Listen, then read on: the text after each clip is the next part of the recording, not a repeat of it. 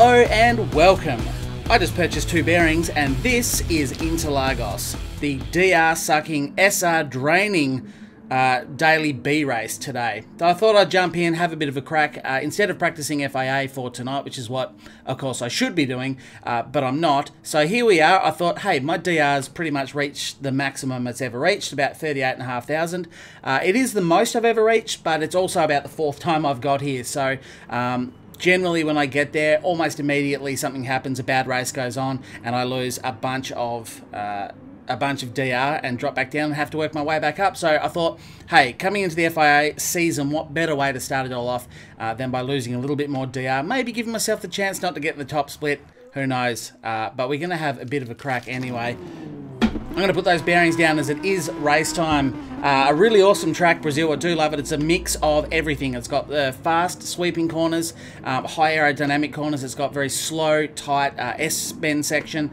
It's undulating. It goes up and down. It's got some banked positive camber corners. It's got some negative camber corners. It's got just about everything. It's a very old school track. I don't know how I'm going to go here. I'd imagine I've qualified 6th, which is fairly decent, I suppose, all things considering. I don't know how I'm going to go. Probably not that well. Here we go. Let's jump on board and see what I can do. I'm also running my dirt bike gloves because I have a callus on my thumb. I'm not going to get into that. You guys don't care about that. Here we go as the race takes off, and we are away. Very quick shift into second. I've got a better start here than John 27 TCT. It is, of course, just a 5-lap race. I'd love to get some success, but I also want to ensure I don't get killed, certainly during the first parts of the race, whilst we are all bunched up. This is probably a dangerous part. You can guarantee the person behind me, whoever got there, Jace, behind me, is going to be pretty keen to shove one up the inside, so I'm going to try and resist that, but also not drop off the back of the pack. Keep some decent pace. Of course, we don't have to worry about tyre wear here. We're on the Racing Hard compound tyres. We don't have to worry about the compounds in terms of wear. Don't have to worry about fuel burn. Of course, 5 laps of just what is typically mayhem.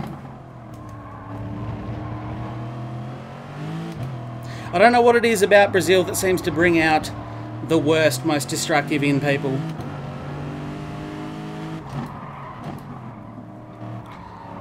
Go, ooh, getting close to the inside there. Old John in his John 27. Maybe the 27 is a could be his age. Might be a shout out to Casey Stoner. Who knows? But he is in the Scott McLaughlin Fabian Coulthard. Oh, that's a lot too much oversteer, and that is not what you want to do coming out of the final turn. That's going to affect my driver. That looks like Jace behind me has actually had even worse drive than I have because he's dropping off the back. So I've gotten away with one there, but if he had have come out of that corner very strong, I've lost nearly half a second to John in front of me. That's how badly I did it. Now turn 1 is all important, and I've missed the apex there. And that one as well, so... Oh, there's a big accident up in front. That's the sort of thing that happens at Brazil. That does inherit me. Inherit me? Okay, it's whatever. Words are hard. It does gift me 4th position though, which I will happily take. As old mate in front, I don't know if you saw that, got very skew if under brakes. If you're wondering what my brake bias is set at, it is -2. But I'm going to do a video on brake bias because there's not one size fits all when it comes to brake bias. It very much is going to come down to the way you drive, the way you brake. I brake very, very late, stand on the front end, so I need it to pull up. I don't like when the back comes around on me under brakes. So if I run the brake bias too far back, which I know a lot of people will, I just get, because I brake so hard at the end when I brake. I am a late braker, and because I brake so hard, the back end tries to overtake the front. So I run the bias well forward. See if I can get a bit of drive this time, and maybe make some gap up on John here in 3rd. No, a little bit of oversteer. This car is oversteery. You might say I've got some traction control on. I've mainly been playing iRacing lately, and to jump back here on hard compound tyres, there's a huge lack of grip.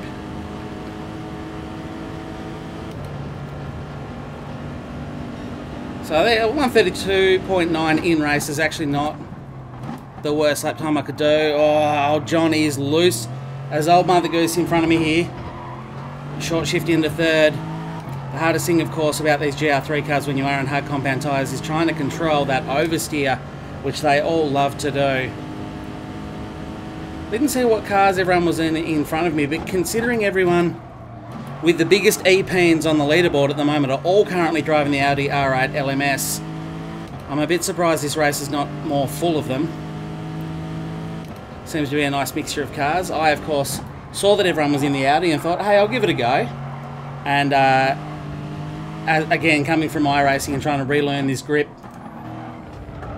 proved to be rather difficult, and the Audi loves to rotate from the middle. Obviously, it's a completely different car from the Lexus I've got here.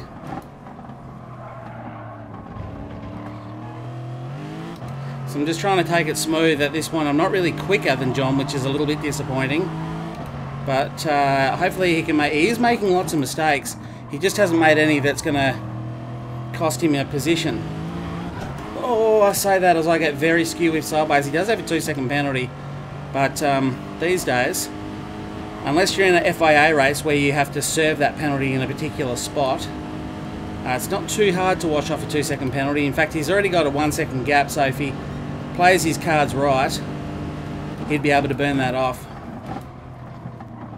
before I cross the line anyway. He's elected to do it in the... It's not a bad spot to do it. If you're going to do it, what John's done then is he's got into the slowest corner, which is when cars are at their actual slowest for the whole track. He's only a second behind me. I got this lap and the next one to hold him out. So hopefully I can keep a consistent lap.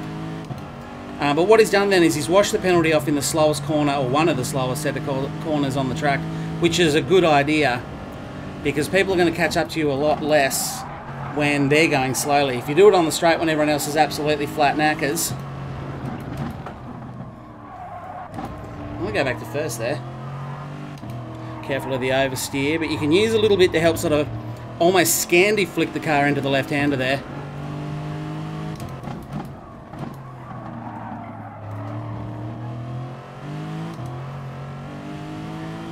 Okay, so if I get through the tougher parts.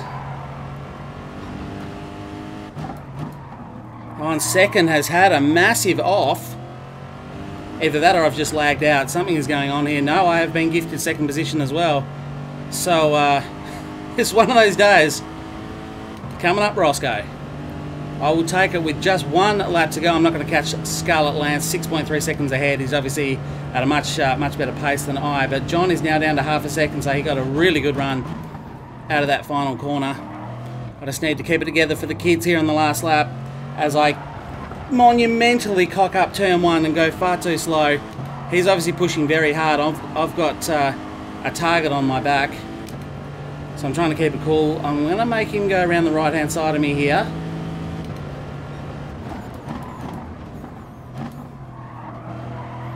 Yeah, he did have to back out of that one. Another one of those races where you're going to have to watch it from the radar down the bottom right hand corner. But he's got more pace than me anyway. Oh, and there's the contact that I think we all knew was coming.